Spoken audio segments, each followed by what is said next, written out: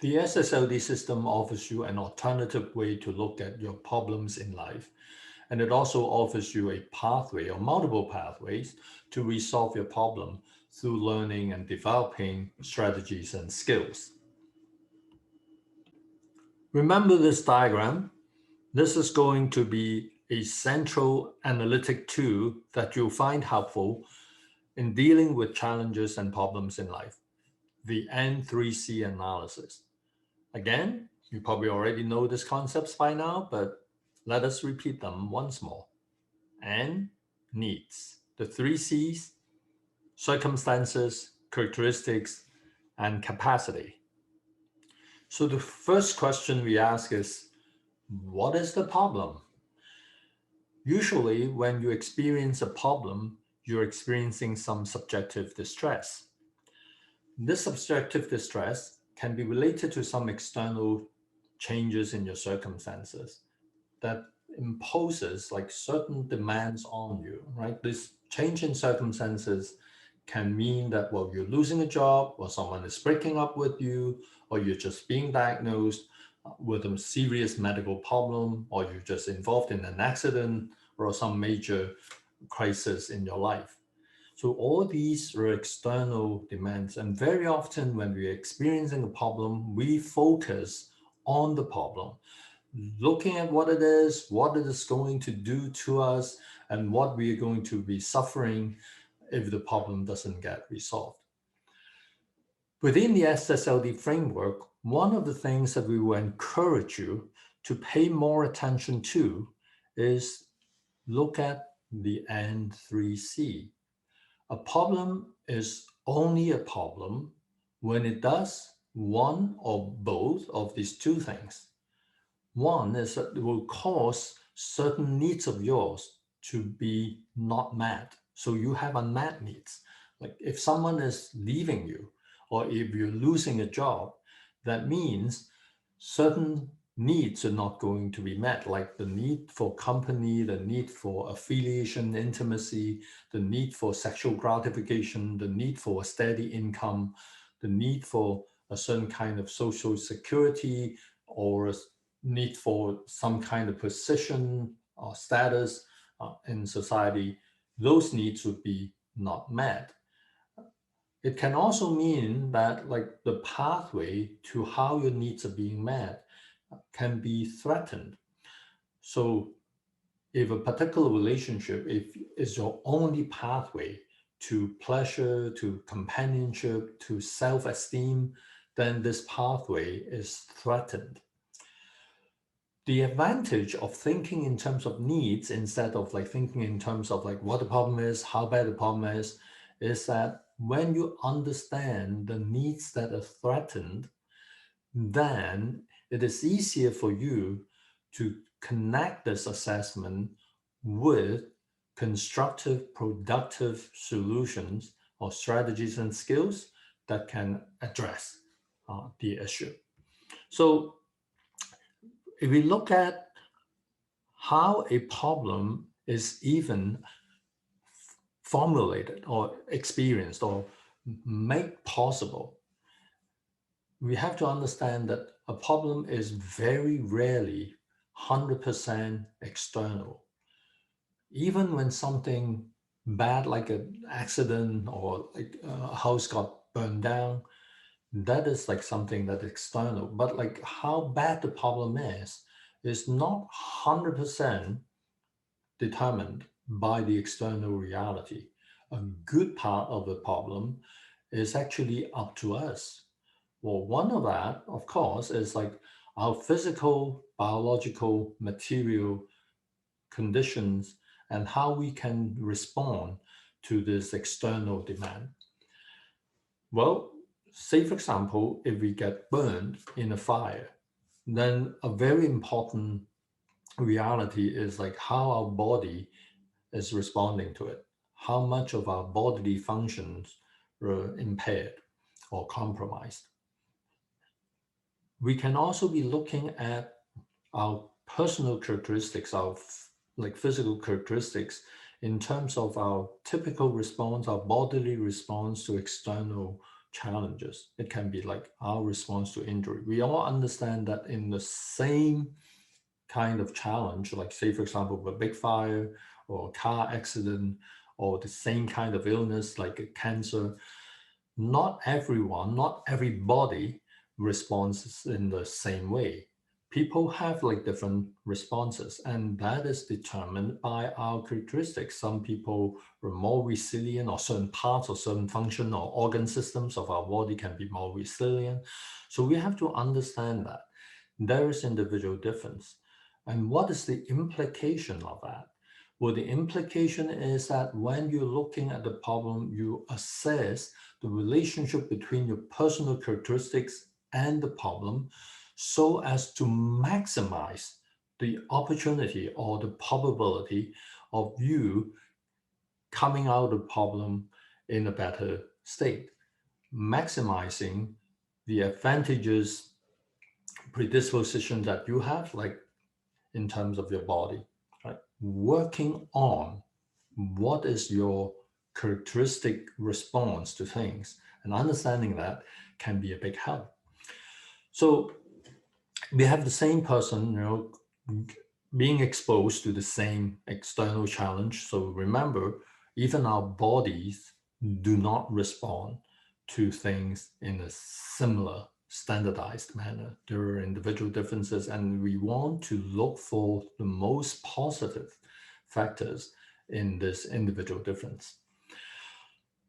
The other dimension of our characteristics, well, will be in the psychological domain. Like it will include our cognition. How do you make sense of that, right? So if you have like a very negative mindset, when something happens, you think that, oh, it's hopeless, it's terrible, there's nothing much I can do about it. Well, it can turn into what is sometimes called a self-fulfilling prophecy. And then you become helpless, and you're not taking every possible step to address that challenge, and you end up being more adversely affected by this problem or challenge. Emotions are important because very often when we're hit by a problem, uh, we go through some negative emotions. Remember, it is perfectly human and natural to feel sad, to feel disappointed, to feel angry, you know, to feel afraid when something major happens. It is not the initial emotion that is the problem, because it's just being human. What is important here is that once you recognize that you have that emotion, you come to terms with it. You tell yourself, okay, I'm scared now. And there are good reasons for me to be scared. And being scared actually will make me more vigilant. That actually will increase my chance of survival. So if I keep vigilant, I am turning this fear into some readiness, some preparation to cope. And that is also a process of emotional regulation. When you experience negative emotions, we do not encourage you to deny them or suppress them.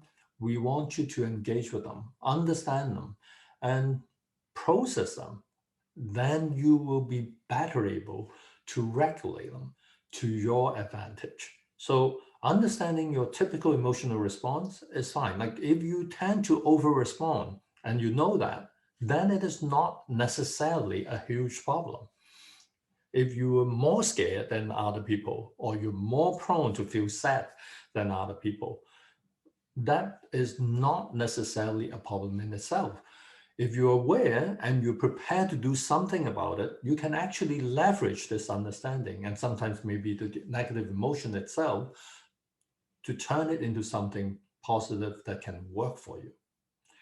The motivation part, you may have learned already, like in SSLD, we look at motivation as having three components, like the needs, which we're constantly talking about, what you want, but then there is also another important dimension, that is the drive, the energy, how driven you are, how much energy you're going to be invested in dealing with your problem. So one of the things that we need to pay attention to when we are hit by a problem is to make sure that we're able to mobilize all our positive energy to cope with it.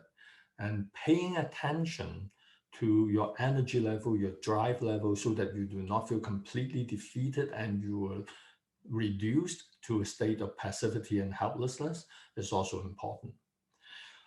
One of your psychological characteristics is like the behavior. Like some of us like respond to certain things in a habitual way. Some people have learned from childhood to run away from problems. Some people have learned to behave aggressively when they were dealing with frustration. Some people have learned a behavioral habit of like cool-headed analysis and then like responding by like reasoning. So we all have different preferences. And again, I want to emphasize, you do not need to judge yourself that to say that, oh, I'm good or I'm bad or my um, habits are good or bad.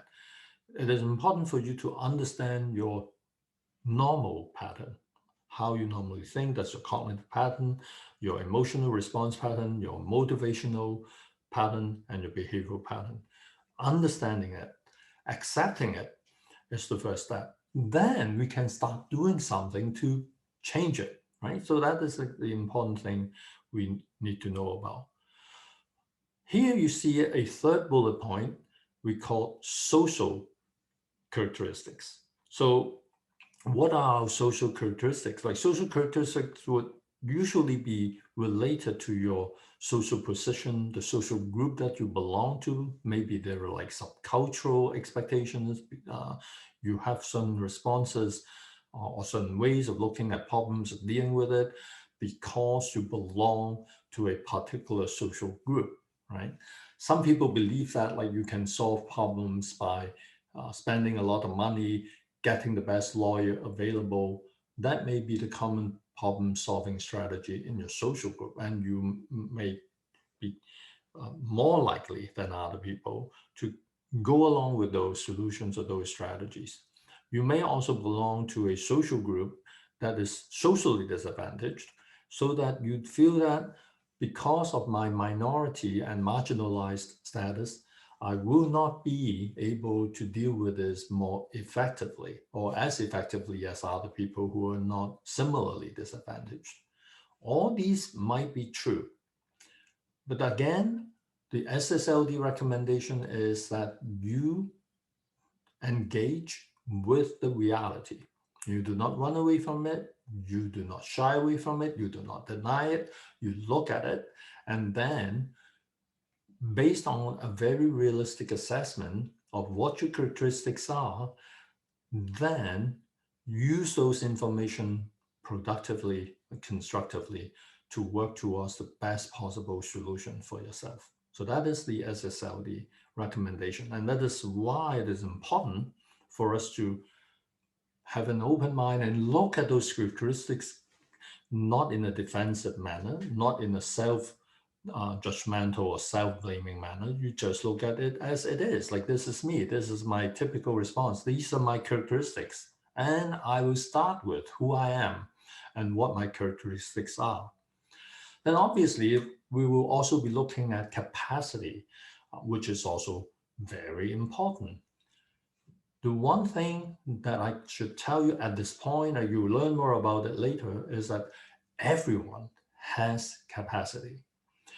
And the task of SSLD change process is to always, I emphasize, always help you to expand your capacity, to improve, to increase your capacity so that you'll be better able to cope with whatever challenge that you're facing in life. So that is the general approach to understanding your problem. So you can now spend a moment or two to use this relatively abstract concepts to think about a specific problem or challenge that you are recently dealing with or currently dealing with, and see if by applying these concepts that you've just learned, to see if you can come up with a slightly different understanding of the problem that you're facing.